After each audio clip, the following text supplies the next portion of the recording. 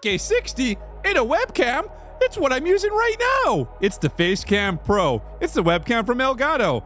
It's a USB-C webcam. Well, most devices are USB-C anyways. But hey, I'm having no more, and we're gonna go over the Facecam Pro.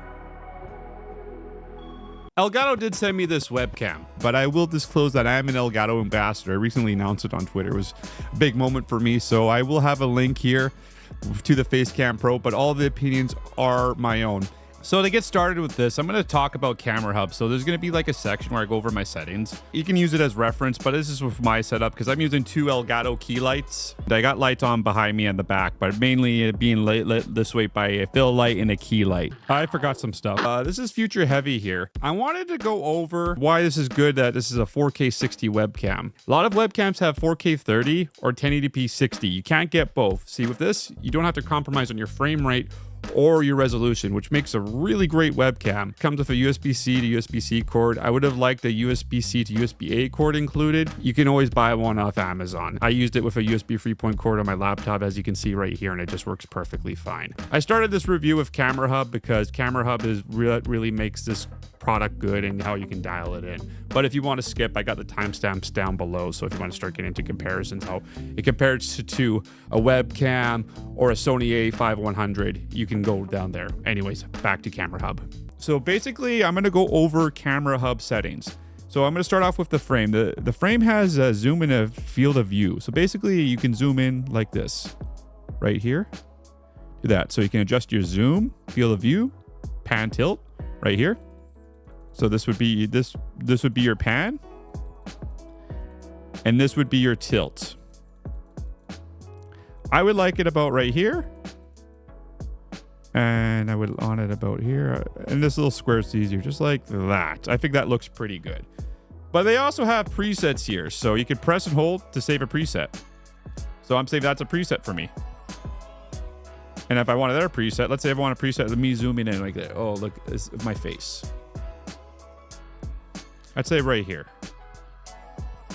So let's say I want to zoom in like this. I hold in this preset right here. So I go back to my first preset and my second preset. And you can set this all up on the Stream Deck as well too. So you could just switch them back between presets.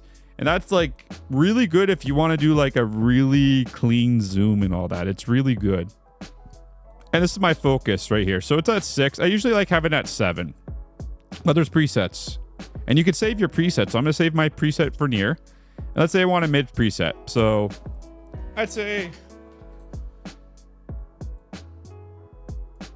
about here would be good. So about like right here. Something like that. It's something to play around with, but I hit my preset and it's already saved there. So it's another thing that is awesome, that with all the presets you have for like your focus and your frame, it's really good for that.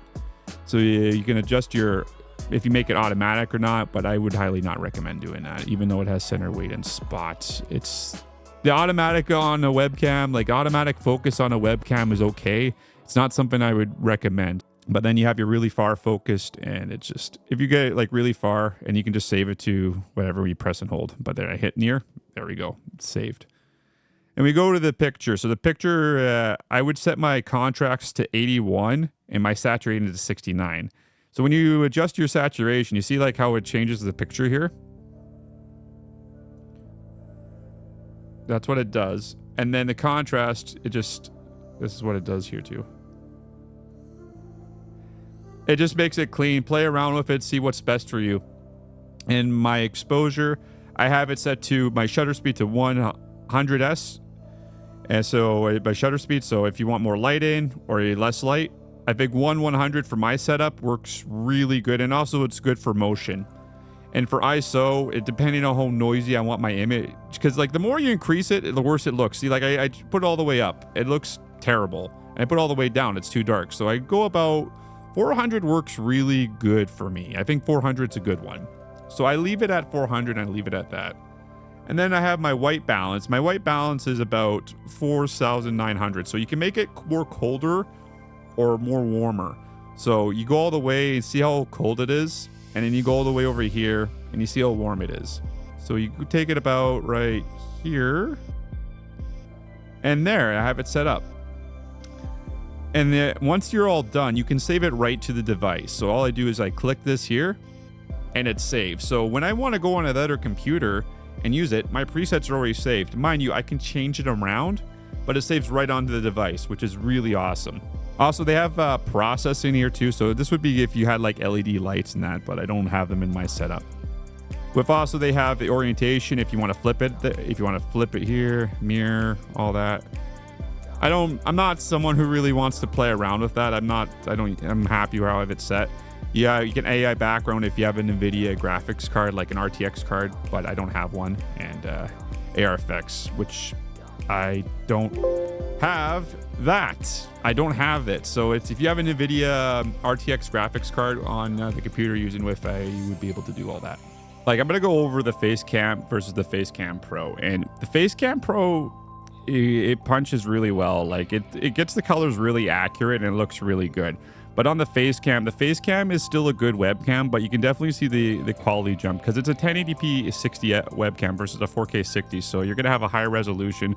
The colors are more accurate. The lens is better on it. So it's just a better spec webcam. And also versus the Facecam, they improved the mounting solution a lot. They both use 1.4 screws, but it's a lot more sturdier on the Facecam Pro.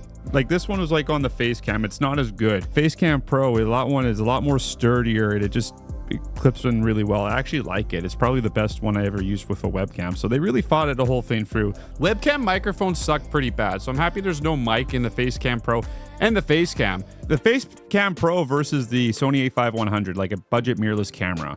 I would still go with a budget mirrorless camera because it's going to get more detail and it's going to work really well for you. Yes, you got to learn camera settings. You got to light it properly. You got to do it all right. It is more expensive. So it depends on your financial situation if it makes sense for you.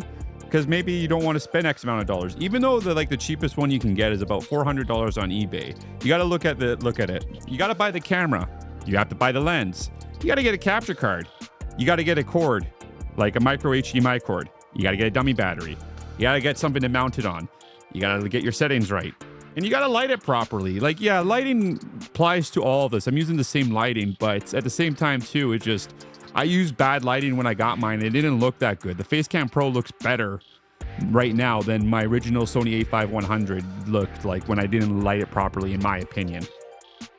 So that's something you got to keep in mind. You got to light yourself properly to get like a right image. Lighting is the most important thing, too. So I would actually get a Facecam Pro and get some better lighting. I like the Elgato key lights. That's what I use. There's lights everywhere. I would highly recommend just get some lights, get some lights for your stream, get it all lighted up, get a Facecam Pro. But then when you're ready to get a mirrorless camera, you can upgrade to it. And then here's another point I'm going to make as well too. Even though like I say like get a Facecam Pro and you can upgrade to a mirrorless later, the thing about streaming is multiple cameras are useful. I've seen so many streamers over the years use multiple cameras. Heck, I use like freaking 5 in mine. One thing you can do with if you decide, let's say I use the Facecam Pro, you're happy with it, you're making content, you love using it. Let's say, okay, you're doing really well with your content, you save money up. I want to take the level. I want to get a professional camera. This works good as an overhead camera view. So like, let's say if you want to put a product and all that, it works really well. Like the colors are very accurate, and I was using it for a long time. And it worked really good. So who's this webcam for? It's looking for someone who's looking for a really good mid-tier gear. And what do I mean by good mid-tier gear?